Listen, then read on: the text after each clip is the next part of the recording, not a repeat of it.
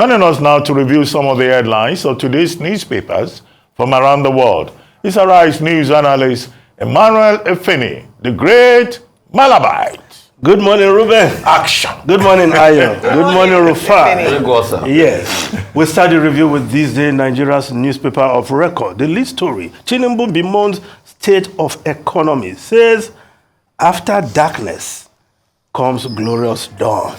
Claims national wealth doled on favorable terms to a handful of people who became filthy rich. To spend 75 billion naira to create jobs in manufacturing sector between now and March 2024.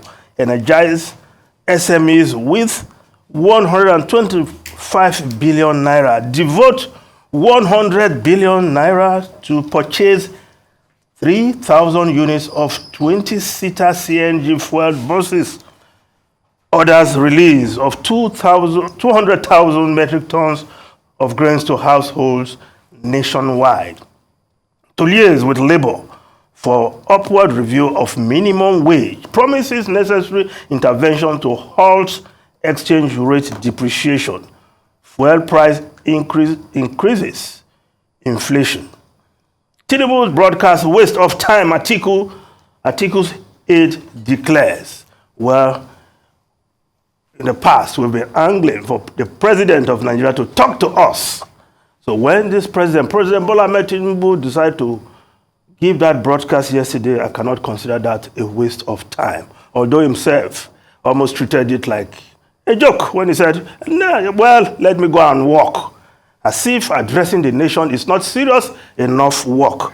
But the promises, another round of palliatives on paper. Because until these palliatives arrive at the doorsteps of hungry Nigerians who seem to be angry these days, then it remains a promise. But the last time the president mentioned release grains in the past, Ruben, you will recall, when the president said release the grains, because the grains are there in the silos, you don't need to repeat it a couple of weeks after, as if you are giving another order. Now, when will these grains come out to force down the price of grains in the market? Because when there is avalanche of supply, by that release from the strategic grain reserve, then the people at the markets are also compelled to bring down the prices so that foodstuff will be cheaper. But for the opportune time, the president has given this order. I hope there are grains in the strategic reserve, because for a long time, we've not heard of the silos being refueled with grains, as it were. Now, so much money to be pumped into the system. Small-scale industries will also get, small and medium-scale enterprises will be energized with 125 billion naira.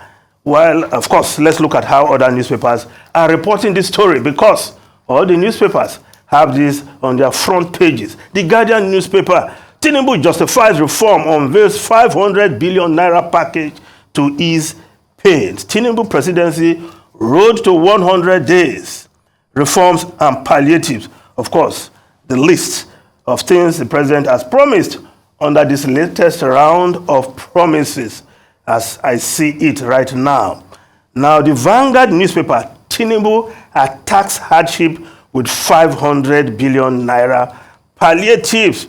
Now, the Nigerian Tribune newspaper, national broadcast, salary review coming, 125 billion naira to energize MSMEs. Tinubu approved bourses for tertiary institutions, removed restriction on student loans. Sanwo-Olu okays 50% fare reduction in BRT ride, water transportation. Well, I was waiting for this all this while from Governor Sanwo-Olu, but at last he has done it on the same day. The president is giving order for more palliatives. We'll see how that works out. Now, the Daily Trust newspaper reporting Labour faults Tinubu's broadcast, insists on tomorrow's protest. Will intervene on our policies if necessary. announces 200 billion naira for agric interventions, 75 billion naira to strengthen manufacturing sector. President broadcasts deceptive Atiku. Senate leadership to meet presidency, NLC over planned strike. The Punch newspaper also reporting that story. Subsidy pains, labor insists on protest as Tinubu okays 500 billion naira palliative, 3,000 buses. Federal government plans wage increase relief for MSMEs. The New Telegraph newspaper, federal government plans 400 billion naira intervention for manufacturing, MSMEs, agri sector. This Daily Sun newspaper, Tinubu hints of fuel price intervention. Yes, promises salary review, investment of 100 billion naira on buses. Now, the speech yesterday, well, Ruben, you did not comment on the quality of the speech. You usually do. Perhaps this was 100%, so you did not bother to rate this one because it was just right there on point. But if you have a publicist as your strategist, then you will always grab the headlines with this kind of broadcast. And that is what we have seen. Promises, promises.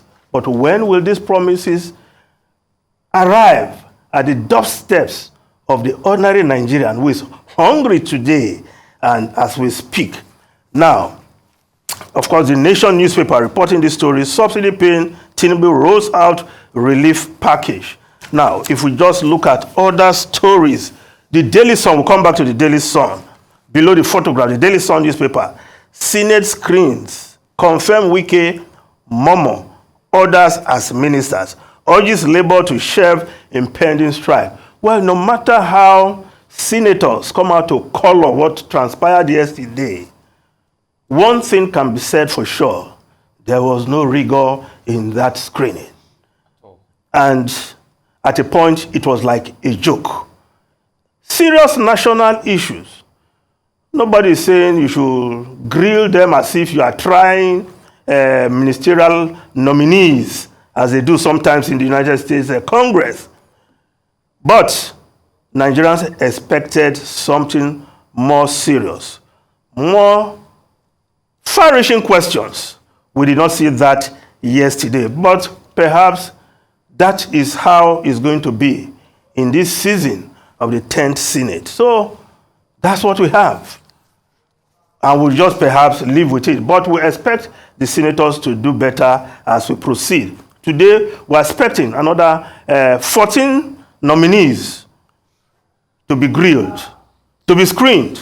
And of course, the president will still appoint another 13 persons as ministerial nominees for screening. Now, if we just look at the foreign newspapers quickly, the Daily Telegraph newspaper, lockdown harmed nearly half of children. Yes, youngsters. Yes, sorry, I take that again. The lockdown damaged the emotional development of almost half of children, according to a major studies carried out by the UCL Institute of Education. They surveyed 6,000 parents in England, and according to the findings, just under half of parents said they believe their child's social and emotional skills had worsened under the lockdown. And of course, also in the front page of the Daily Telegraph, 1 drink a day increases blood pressure. Those who think they cannot do without drinking bottles of beer every day, please take note of this report. 1 drink a day increases blood pressure. And of course, the Daily Independent reporting there, Britain banned from EU trade talk after bypassing Brussels. Yes, the wages of Brexit. Britain trying to talk to officials of different EU countries, but EU has slapped a ban that if you want to talk trade, you still have to talk to the EU. Ruben, Rufai, and Ayo. Still from that front page, I think you are quoting the Daily Telegraph. Yes, Daily Telegraph. Today. There's also the story about Nigel Farage. Yes. Now, being talked to by they want to reopen his account. To reopen his account. After the bad press. So it's not bad image. Debanking is not something that our bankers in Nigeria here should emulate. Let them not come around and say there isn't enough money in Emmanuel Ifeni's account. We want to debank him. Ruben, or his views on TV. We don't find there's always enough for my modest lifestyle. But very quickly, I wanted to pay tribute to the late Justice of the Supreme Court, Justice Nweze, who passed on Sunday at the age of 64 after a brief illness. I mean, it was a highly cerebral judge, PhD from the University of Nigeria, Nsukka. Spent time as a High Court judge in the Enugu judiciary before he got elevated to the Appeal Court, and then he made it eventually to the Supreme Court. Very, highly cerebral, productive, prolific jurist, and also a highly respected, member of the bar and the bench. He was 64, as I said. But he was also quite controversial. He was highly praised for his dissenting judgment in Uzodimma versus Ihedioha. But he has also been heavily criticized for his position in the Kalejaye case and also in the Ahmad Lawan case. His critics say, oh, did he take those decisions based on personal sentiments? But he has also been praised for his, robust judgment and delivery in cases like Skybank versus Iwo. So he will be greatly missed. However, his death has reduced the number of Supreme Court justices now to 12. The implication of that is that, one, that Supreme Court cannot, have 3 panels when cases come from the Court of Appeal. It also means that when constitutional matters come up, they can't have a full complement of 7 justices, to look at those cases. So there will have to be new appointments to the Supreme Court bench. But even more importantly, he was the only Supreme Court justice from the Southeast. So which means that quickly, expeditiously, for purposes of balance, the National Judicial Council will have to make recommendations to the president to appoint someone from the Southeast to fill that vacuum that has now, been created on the Supreme Court. We commiserate with his wife, Justice Nweze. His wife is also a jurist, and his family, and particularly with the people of Enugu State, where he hails from, and where he has been honored by his own people, for his distinction, for his cerebral, acumen, and his contributions to jurisprudence. And also with his colleagues on the Supreme Court bench, their lordships, we commiserate with you. Thank you very much, Emmanuel.